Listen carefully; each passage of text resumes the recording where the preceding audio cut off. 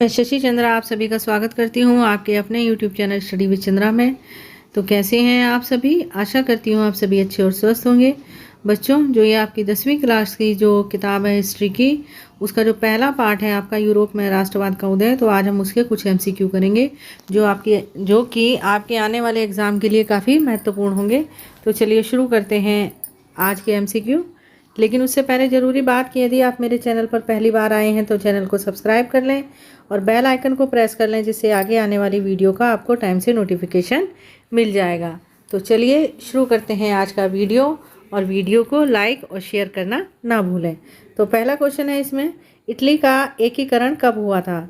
1860 ईस्वी में, 1870 में, या 1871 ईस्वी में? ऑप्शन 4 है इसका 1881 ईस्वी में। तो इसका जो सही आंसर होगा बच्चों, वो होगा इटली का एकीकरण 1871 ईस्वी में हुआ था। अगला क्वेश्चन है हमारा, वियना सम्मेलन कब हुआ? तो पहला ऑप्शन है 1815 ईस्वी में, दूसरा 1789 ईस्वी में, थर्ड ऑप्शन है 1871 ईस्वी में, और ऑप्शन नंबर 4 है 1848 ईस्वी में। तो क्वेश्चन नंबर सेकंड का सही ऑप्शन है वियना सम्मेलन 1815 में हुआ था। क्वेश्चन नंबर 3 देखेंगे, वियना सम्मेलन की मेजबानी किसने की थी? मेटरनिख ने, ऑप्शन 2 काबुर ने, ऑप्शन 3 ज्यूसेपे मैसिनी ने, ऑप्शन 4 गैरी बाल्डी ने। तो क्वेश्चन नंबर 3 का जो सही ऑप्शन है वो है आपका ऑप्शन नंबर फर्स्ट, कि वियना सम्मेलन की मेजबानी मेटरनिख ने की थी। उसके बाद क्वेश्चन नंबर 4 है, जर्मनी का राष्ट्रपति क्या था? तो जर्मनी का राष्ट्रपति क्या था, इसके लिए ऑप्शन हमारे पास है। पहला ऑप्शन है मारियान, दूसरा है जर्मन तिरंगा, नंबर 3 जर्मेनिया, नंबर 4 है जर्मन। तो सही ऑप्शन जो इसका होगा बच्चों, वो होगा ऑप्शन नंबर फर्स्ट मारियान। क्वेश्चन नंबर 5 देखेंगे, यह किसका कथन है, जब फ्रांस सीखता है तो बाकी यूरोप को सर्दी जुकाम हो जाता है? तो ऑप्शन ए मैटरनिख, ऑप्शन 2 काबुर, ऑप्शन 3 है बिस्मार्क मैसिनी। तो ऑप्शन नंबर फर्स्ट जो है इसका है वो करेक्ट आंसर है, कि यह कथन मैटरनिख ने दिया था कि जब फ्रांस सीखता है तो बाकी यूरोप को सर्दी जुकाम हो जाता है। क्वेश्चन नंबर 6 है, निम्न में से किस फ्रांस में राज्य क्रांति हुई थी? ऑप्शन फर्स्ट 1789 ईस्वी में, 1830 ईस्वी में, ऑप्शन 3 है 1845 ईस्वी में, और ऑप्शन नंबर 4 है बच्चों 1850 ईस्वी में।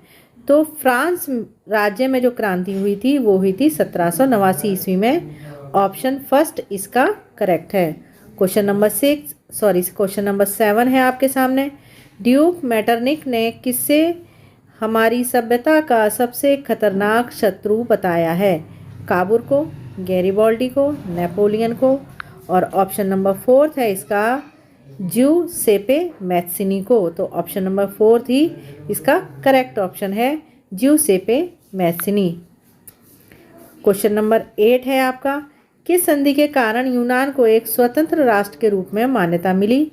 ऑप्शन फर्स्ट पेरिस की संधि, ऑप्शन 2 वार्साई की संधि, ऑप्शन 3 वियना की संधि, ऑप्शन 4 है कुस्तुनतुनिया की संधि। तो इसका जो करेक्ट ऑप्शन है बच्चों वो है ऑप्शन नंबर 4, के कुस्तुनतुनिया की संधि के कारण यूनान को एक स्वतंत्र राष्ट्र के रूप में मान्यता मिली थी। क्वेश्चन नंबर 9, किस वर्ष जर्मनी को एक स्वतंत्र राज्य घोषित किया गया? 1860 में, 1870 में, 1871 में, या 1881 में? तो इसका सही ऑप्शन है बच्चों 1871 ईस्वी। अगला क्वेश्चन है क्वेश्चन नंबर 10, जर्मनी के एकीकरण का श्रेय किसे दिया जाता है? पहला ऑप्शन है इसका ऑटो वान बिस्मार्क को, ऑप्शन 2 है काइजर विलियम प्रथम, ऑप्शन 3 हिटलर, ऑप्शन 4 है मैसिनी। तो इसका जो करेक्ट ऑप्शन है वो है आपका first option, Otto von Bismarck जो है वो जर्मनी के एकीकरण के श्रेय के हकदार हैं। उसके बाद है क्वेश्चन नंबर 11, फ्रांस में नागरिक संहिता, जिसे नेपोलियन की संहिता भी कहा जाता है, कब लागू किया गया? 1800 ईस्वी, 1802 ईस्वी, 1804 ईस्वी, या 1806 ईस्वी? तो सही ऑप्शन है इसका 1800 ईस्वी में। क्वेश्चन नंबर 12 है हमारा, यंग इटली और यंग यूरोप नामक गुप्त संगठन का गठन किसने किया? यंग इटली और यंग यूरोप, काबुर ने, गैरिबाल्डी ने, नेपोलियन ने या ज्यूसेपे मैसिनी ने? तो सही ऑप्शन इसका फोर्थ है, ज्यूसेपे मैसिनी ने यंग इटली और यंग यूरोप नामक गुप्त संगठन का क्या किया था? गठन किया था। क्वेश्चन नंबर 13 है, रॉलेट एक्ट कब पारित हुआ था? 1820, 1819 1920, 1919, 1921 या 1917? तो रॉलेट एक्ट जो हुआ था बच्चों वो हुआ था 1919 में पारित। उसके बाद है क्वेश्चन नंबर 14, चौरी चौरा कांड किस वर्ष हुआ था? 1920 में या 1919 में? उसके बाद है 1921 या 1922 में? तो सही ऑप्शन है 1922 ईस्वी में।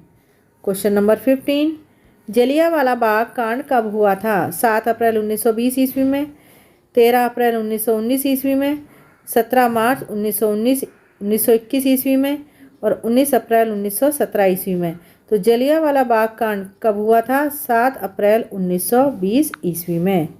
उसके बाद है क्वेश्चन नंबर 16, गांधी जी कितने अनुयायियों के साथ दांडी यात्रा आरंभ की थी? 78 लोगों के साथ। मतलब जो गांधी जी के कितने अनुयायी थे? 78 या 89 या 77 या 64? तो सही ऑप्शन है इसका 78 अनुयायियों के साथ दांडी यात्रा आरंभ की थी गांधी जी ने। पूना पैक्ट 1932 ईस्वी में किन दो नेताओं के मध्य हुआ था? गांधी जी और डॉक्टर अम्बेडकर, गांधी जी और नेहरू जी, गांधी जी और सरदार पटेल, नेहरू जी और सुभाष चंद्र बोस? तो पूना पैक्ट जो था वो गांधी जी और डॉक्टर अम्बेडकर के बीच में 1932 में हुआ था। उसके बाद है क्वेश्चन नंबर 18, असहयोग आंदोलन और खिलाफत आंदोलन कब शुरू हुआ था? 1921 में, 1930 में, 1942 में, 1931 ईस्वी में? तो असहयोग आंदोलन पूछा जाए और खिलाफत आंदोलन तो कब हुए थे बच्चों? 1921 ईस्वी में। उसके बाद है क्वेश्चन नंबर 19, सविनय अवज्ञा आंदोलन कब शुरू हुआ था? 1920 में, 1930 में, 1942 में या 1936 में? तो सही ऑप्शन है इसका 1930 ईस्वी में सविनय अवज्ञा आंदोलन हुआ था। क्वेश्चन नंबर 20, वंदे मातरम गीत किसके द्वारा लिखा गया था? बंकिम चंद्र चट्टोपाध्याय, रविंद्रनाथ टैगोर, अवनींद्रनाथ टैगोर और महात्मा गांधी? तो सही है इसका ऑप्शन फर्स्ट, बंकिम चंद्र चट्टोपाध्याय। उसके बाद है क्वेश्चन नंबर 21, गांधी इरविन समझौता कब हुआ था? 1931 में या 1930 में? अगला ऑप्शन है इसका 1933 ईस्वी या 1947 में? तो जो गांधी इरविन समझौता था बच्चों वो हुआ था आपका 1931 ईस्वी में। उसके बाद क्वेश्चन नंबर 22 है आपका, आयरलैंड के लोगों की मृत्यु 1845 ईस्वी से 1849 ईस्वी के मध्य किस फसल के नष्ट हो जाने के कारण हुई थी? कहाँ आयरलैंड के लोगों की मृत्यु? आलू, गेहूँ, चाय या गन्ना? तो सही ऑप्शन है इसका आलू। अगला क्वेश्चन है क्वेश्चन नंबर 23, रिंडरपेस्ट क्या था? पशु रोग, फसल रोग, पुष्प रोग या पक्षी रोग? तो रिंडरपेस्ट था बच्चों पशु रोग जो कि पशुओं को हो जाता था। उसके बाद है G77 क्या था? विकासशील देशों का संगठन, विकसित देशों का संगठन, एशिया के देशों का संगठन या इनमें से कोई नहीं? तो ऑप्शन फर्स्ट इसका सही है, विकासशील देशों का संगठन। क्वेश्चन नंबर 25 है, प्रथम विश्व युद्ध कब से कब तक चला? 1916 ईस्वी से 1918 ईस्वी तक।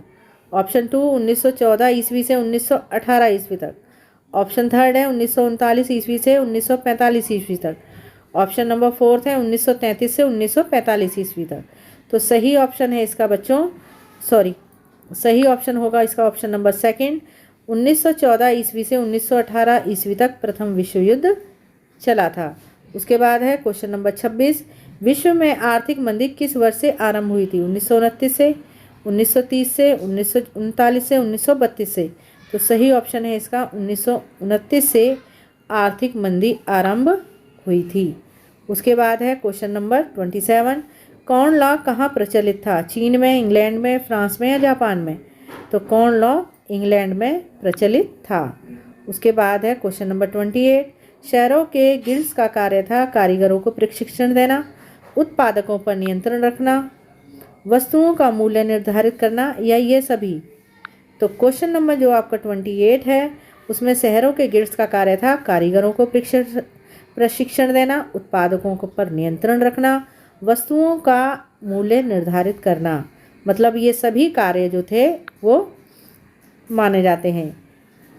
स्पिनिंग जेनी का आविष्कार किसने किया था?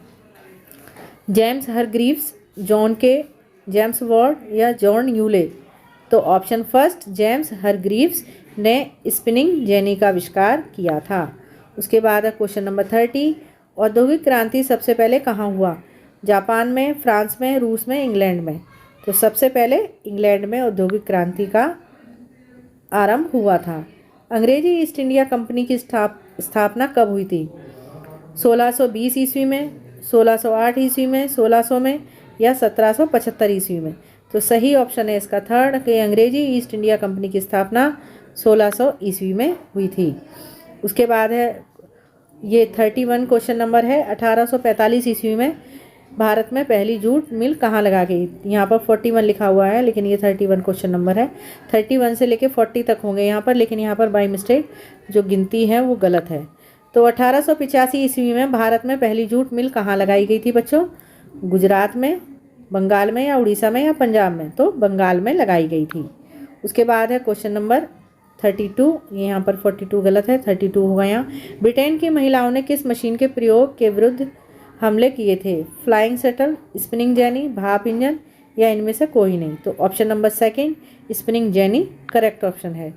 क्वेश्चन नंबर 33 है यहाँ पर ये, इंग्लैंड में सबसे पहले कारखाने कब खुले?